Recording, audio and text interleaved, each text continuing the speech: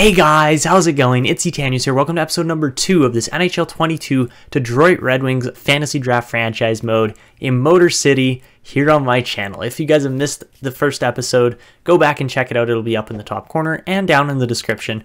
And if you do enjoy this one, make sure to show your support by dropping a like, subscribing to my channel, and hitting notifications to never miss when these uploads come out.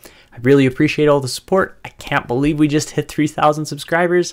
And let's get to this. So, today, we get into the 2021/22 season. I have no idea how our team's going to pan out and fare. It's going to be a very interesting draft. We'll see how things go, but yeah, overall, I have no idea how this draft is going to go yet. We'll see. We're missing a couple scouts in the extra liga and stuff, so we won't have scouting reports on everybody necessarily, but our team's in a weird spot too. Like, there are interesting guys in here. I'm hoping they can grow a decent amount. I mean, honestly, who knows how it's going to go, but this is our team. That's what we're rolling with. It's going to be interesting. I'm expecting a lot out of the AHL this year, but we'll see what certain guys like Holtz and Byfield and Boldy and all these guys in our lineup can do. And of course, we're banking on Sebastian Cossa to start growing here. So let's get into a season, Sam. I'm not really going to show too much of it. It's going to be mainly off camera, but we'll see how it goes. Okay, so this year the Red Wings somehow finished with a 35-35-12 record. Very strange record for 82 points and finishing dead last in the Atlantic. There were 3 teams in the Metro that we were better than. There were 2 teams in the Central and 2 to 3 teams in the Pacific. Okay, so we're going to be picking like 10th. Oh, God, that's not great. Okay, so Ramyond scores 67 points. Not a bad start to his career. The Islanders finished with 114 points. That's an interesting team. Hedman and Hart, I guess, kind of carried that team to, wow, 52 wins, hey? That's okay. Bit strange, but okay. Worst team in the league was the Chicago Blackhawks. We finished 25th. So there's, what, like 17 picking ahead of us? 2, 4, 6, 7. Yeah, we'll be picking 8th or 9th. So maybe we get like a defenseman like Nemec or somebody like that, but who knows? Yeah, a bit of an interesting and strange year overall here in the league. As far as the AHL goes, all right, we're already into the playoffs. We go 54-26 or 22-6, and not particularly bad. A 2nd place finish to Rockford, and a 4th place finish in the entire league. All right, not bad. Matty Boldy scores 79 points. Pretty decent there. 61 from Holtz. Oh my God, he's up to an 85. Jeez. Okay, I really like how this team's looking now. Yeah, this looks really good. Oh my God, Edvinsson's a top 6 already at 19. Oh my goodness, Simon Edvinsson is going to be beautiful. All right. Goalies, 35 wins for Cossa, not bad. 913 save percentage is spectacular as well. And yeah, that looks really good. For the entirety of this AHL league, Forsbacka Carlson scored 98 points. Oh my goodness. That is a whopping year. My God. Okay. Best goalie was Enroth. Cossa finishes in that kind of conversation, but not really all that great. Defensively, Bergman scores a ton of points. I don't think we had... Yeah, I don't think we actually had any defensemen in here. Okay. Not any really high scoring ones. 52 points for Sanderson. It's good, but it's not that good. Slager scored 97 points as a rookie. Jeez. Okay. And the NHL, Kucherov with 111, 61 goals for Ovi. My goodness. And yeah, very good seasons from lots of guys here. McDavid only scores 94 points, but he's 98 rated. So I don't know. I guess that's just how it goes sometimes. He scored 51 goals too, so that's impressive. But yeah, interesting year here for sure. So overall, our team was all right this year. They weren't spectacular, but they also weren't really that bad for a team that I was expecting to tank. We see some decent growth out of guys like Beniers and Ramyond. Apart from that, not really the greatest. I was expecting Seider to put up more points, but he somehow gets up to an 85 overall. Don't ask me how, but the minors were better, obviously, as Cossa put up a really good season. 79 points for Boldy, skyrockets him. Obviously, Holtz got up to an 85, which is insane.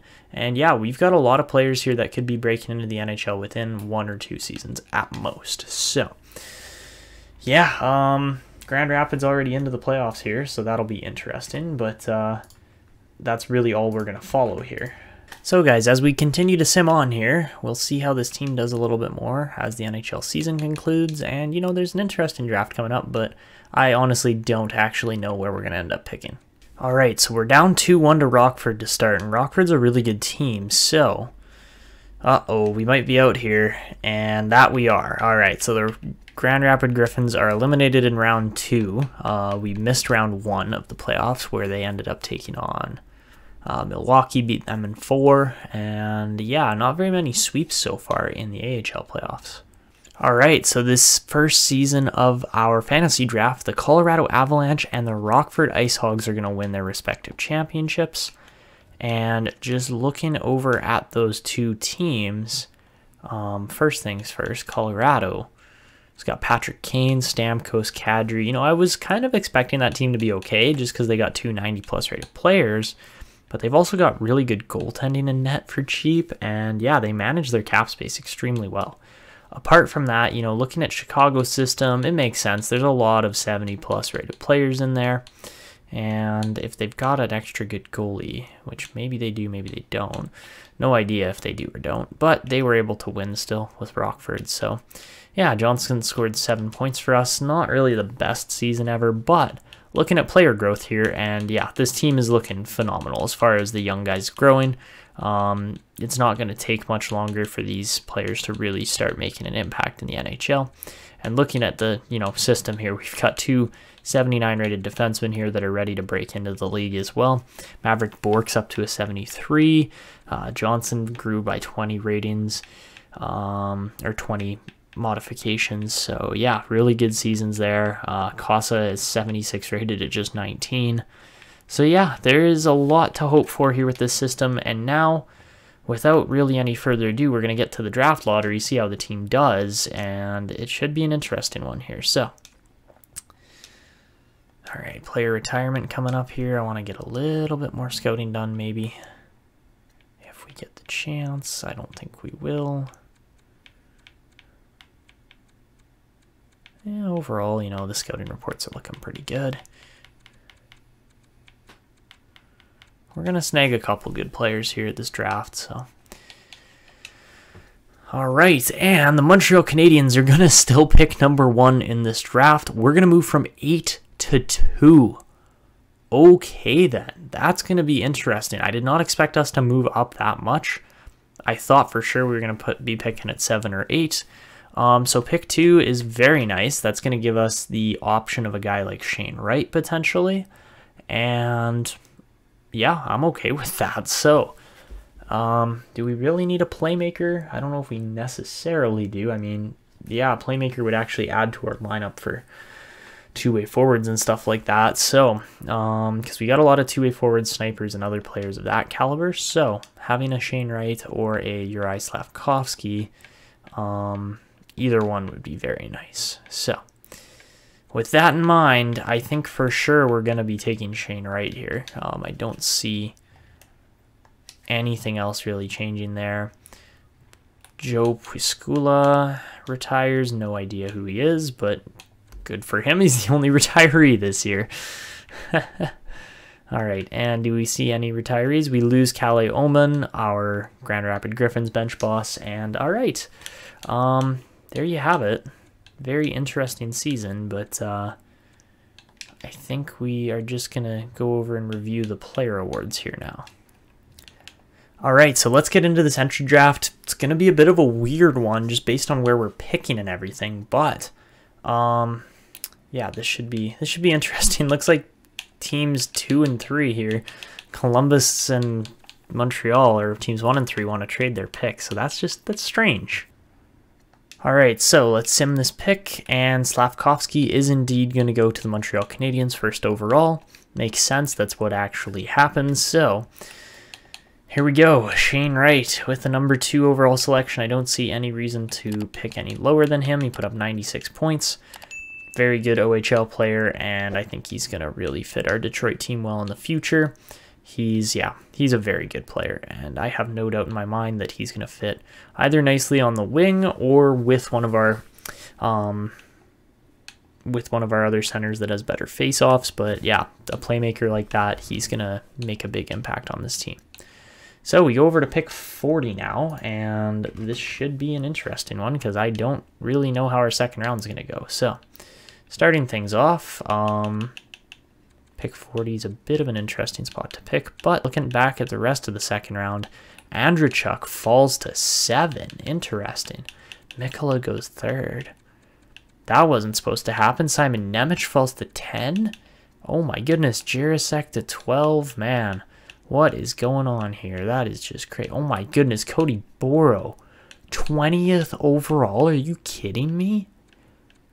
Oh, it's times like this where I wish we had 2 first-round picks to use. We don't get that option, but man, look at that for Buffalo. Buffalo of all teams, too. Buffalo, who have Connor McDavid, get a medium elite player. Oh my god. Okay, so looking at our next pick here, and we could go with a 5'10" Eric Hoffman as a center, or a 6'2" Frederick Janssen, who's a little bit further out, or a 6'2" Jody Crabbe as a two-way forward. I think I'm going to go with Eric Hoffman, to be completely honest. I mean, this team probably could use left wingers too, guys like Crabbe, but 61 points in 63 games is pretty nice. It's definitely better than 51. So let's go with Eric Hoffman for now. He's going to be our pick, and we'll see how he turns out.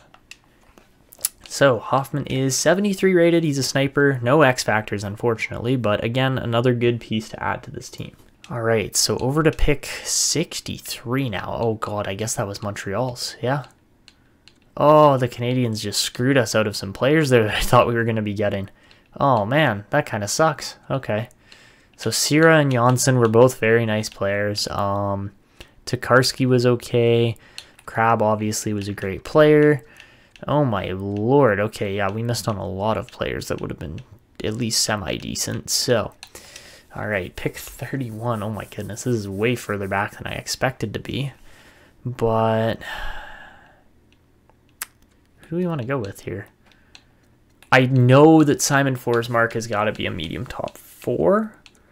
So maybe we go with him because, I mean, Mintyukov actually went really high too in this draft. But, you know, our next pick, oh, or do we go with Lutz? Lutz might be the player. I want to take Whiting too. But I just want to make sure our picks line up. So he's at 91. Our next pick's going to be at 72. Okay, so let's take Julian Lutz here. I think that's going to be our best option. I mean, don't get me wrong. I think, oh, no, I want Forsmark. I think we need just a couple extra defensemen in the system. All right, so we will take Forsmark with pick 63 here, and he's 58 rated, so not bad. He's a big defender, though. He skates like the wind, and yeah, that's a pretty decent late second, early third round pick.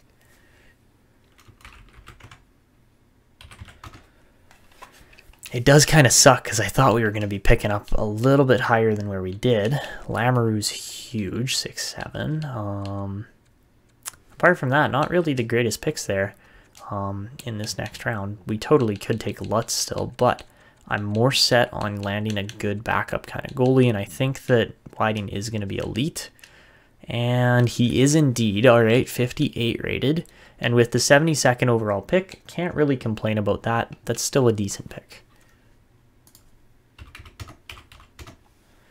All right, so over at pick number 104 now, and we're going to see not too many really good players go in this next round, so far anyways. Looking through further, yeah, Lutz goes to Montreal. So Montreal lands some really nice prospects in this draft.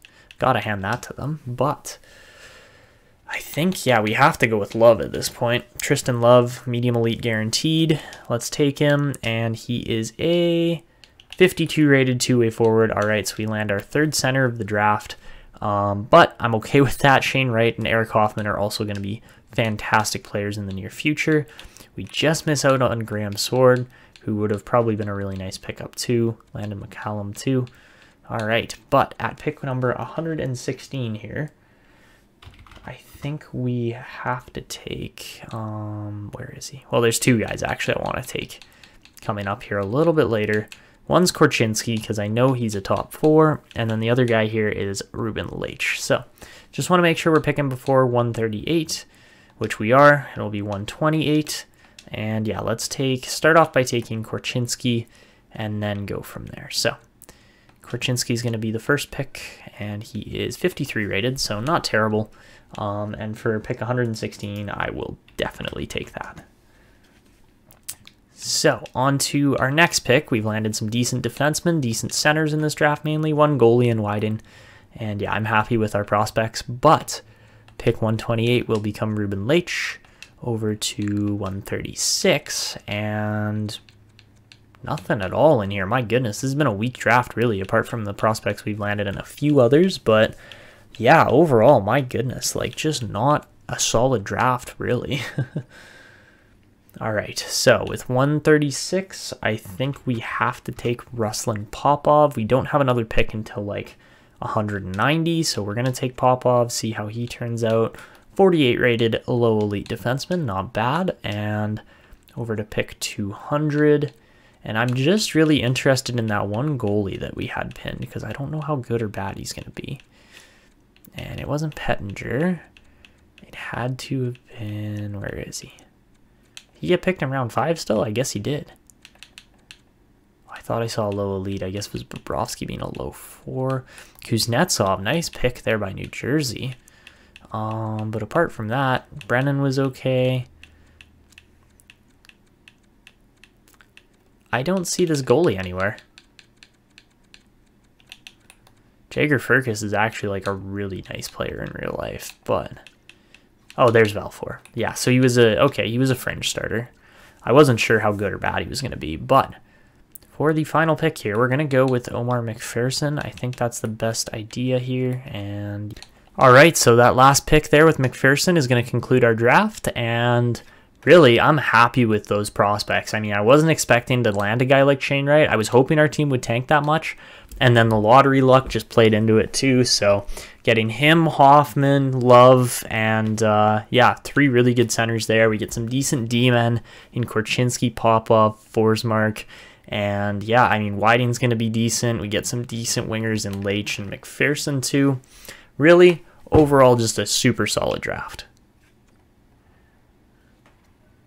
So anyways, we're going to hit the re-sign phase here. Maybe not necessarily like go through all the contracts in this episode, because it's just starting to run on here a little bit. But overall, you know, I'm really happy with the season we had. We land a phenomenal prospect in Shane Wright, who's going to come into the team right away probably.